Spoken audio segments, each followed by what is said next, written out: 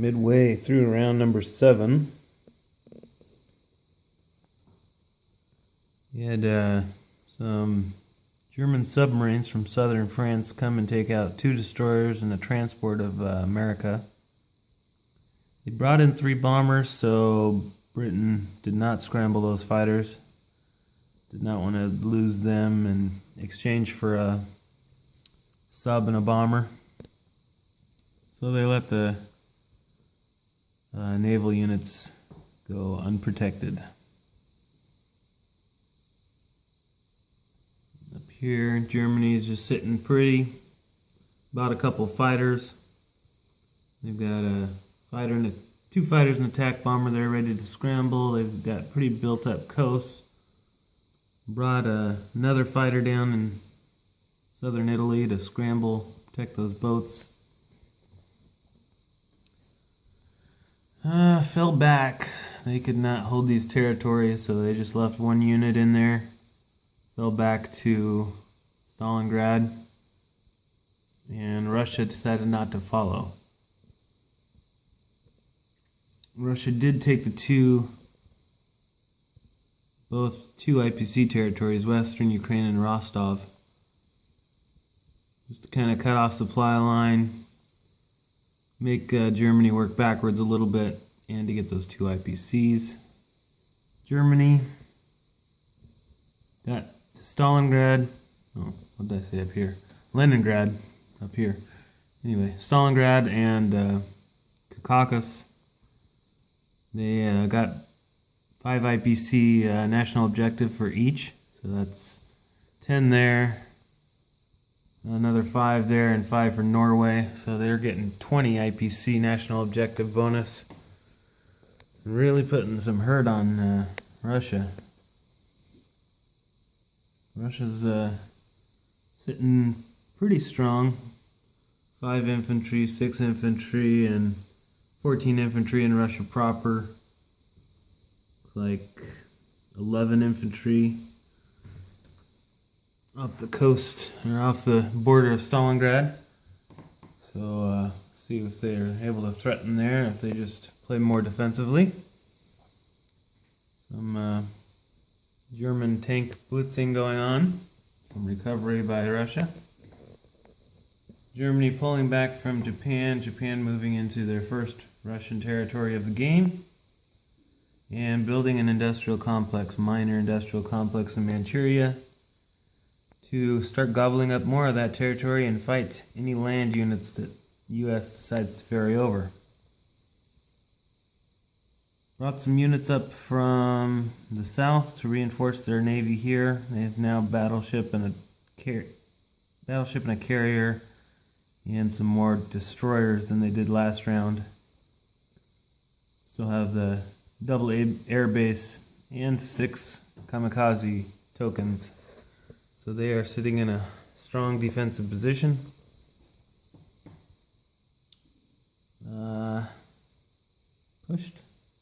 Pushed all the way to Russia's border in China. So they are meeting up with German units momentarily. They were not able to take the Burma Road. They have moderate amount of units, but Britain is sitting pretty with 9 infantry right there, 3 artillery. So last turn I didn't mention it, but the U.S. bomber there put 6 damage on my factory in Quentang. That Italian mechanized infantry is actually Japanese, but I ran out of mechanized infantry because I have mechanized infantry spread out all over the map. So, as soon as one of those little suckers dies, I'll replace that Italian colored one. UK still has Malaya. It's 3 IPCs, but they are going to be convoyed. And if they recapture French Indochina like they did her last round, they will be convoyed there. Japan did not get its 5 IPC national objective for the Money Islands. First time in a while. because they had naval units, they did not have transports and ground units. So, transport sitting here on a naval base. 1, 2, 3. Japan expects to recover those money islands next round. But of course, second half of turn number 7, Anzac will get to go before Japan gets around turn in 8. So Anzac's got a medium-sized navy, not a lot within range. Probably going to want to recapture some of its territories and get its national objectives back. The U.S. has ferried 4 troops. It's got a lot of aircraft, some more ferryable troops.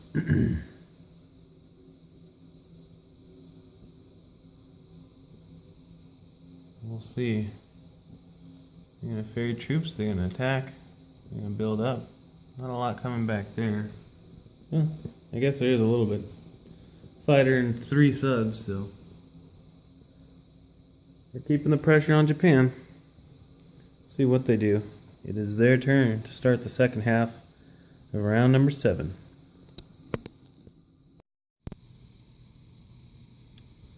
Looks like we made it. Into round number 7. I really didn't know how long this game would go, but as long as these rounds last, it's been a long haul. Round 7, we had US and Britain come down from the mainland island, come back to Gibraltar. UK's fleet is looking like it's going to connect, threaten all of southern Europe. They already moved into Greece.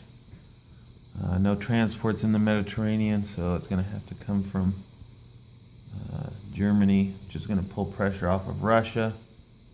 Russia is really the only ally that's struggling, and pulling pressure off of them really is going to, I think, obviously affect the tide of the war. I mean, Germany is looking incredibly strong. The problem is they got nowhere left to go, really. Although they do have something like 80 IPCs, so maybe I'm talking right before Germany's turn when things look darkest. Maybe Germany will crush. We shall see what happens in round 8. Up here, the U.S. made another landing, pushed forward. They've got airplanes on the mainland now. Their navy positioned in the Aleutian Islands with a newly purchased naval base. So they are not able to be blocked. Threatening that. Didn't buy a lot to bring to the battle. Destroyer, attack bomber, and then some more, another transport for some boots on the ground in eastern Russia, Siberia, Soviet Far East. Down here, Japan. Well, we saw what Japan did.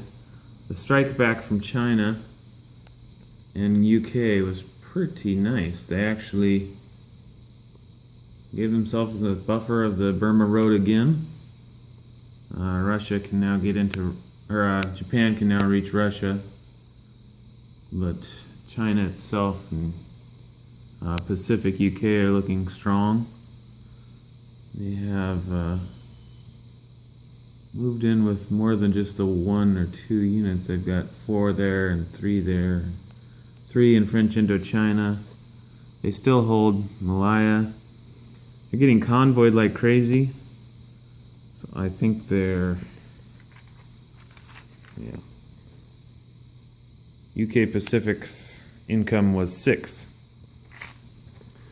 They got lots of troops and territories, but with 6 income, you can see they're supply line is trickling out.